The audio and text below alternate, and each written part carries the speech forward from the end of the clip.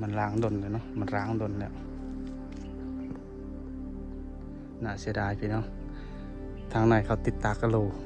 บักงามๆนี่น่าจะเป็นปอมยามเนาะปอมยาม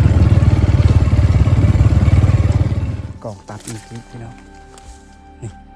โอ้อันนี้น่าจะเป็นห้องน้ำเนาะ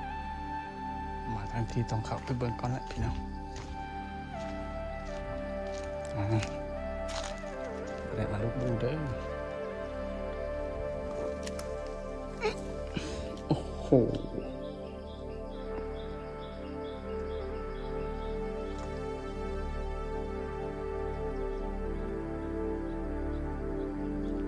มันเมนเผาสุกเลย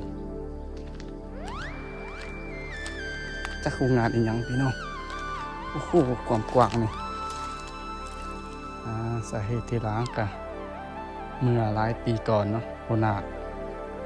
น้าในตึกนี้นี่เกิดอุบัติเหตุเครื่องบินตกนะอยู่ลาว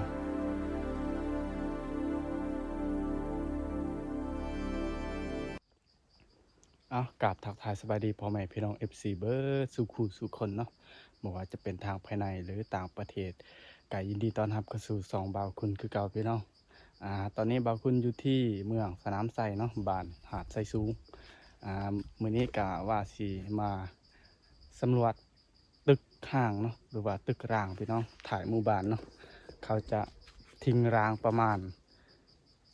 8-9 ปีเลยเนาะเดี๋ยวเราจะมาสำรวจเบิ่ง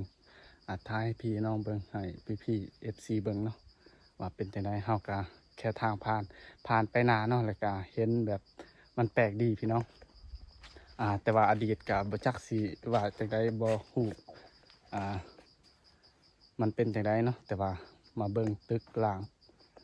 หลังบ้านเนาะหลังบ้านหาดที่สูงอยู่ที่ป่าลึกพี่น้องมาเบิ่งนี่ทางเข้าแต่บ้านเนาะแล้วก็มานี่เดี๋ยวยังไกลเนาะแต่นี่ประมาณ300-400 เมตรจังได้กะมาลุ้นมาชมน้ำกันพี่น้องอันนี้กะอยู่เมืองสนามไทรแขวงอัตตปือเนาะบ้านหาดไทรสูงมาสำรวจตึกร้างตึกห้างว่าบ้านร้างเนาะบ้านร้างบ่แม่นเนาะเพราะว่าเขาจะเฮ็ดโรงงานพี่น้องแต่ว่าบ่จักโรงงานอีหยังเนาะเดี๋ยวเราจะมาเบิ่งเพราะว่าข้อมูลเราถามจาก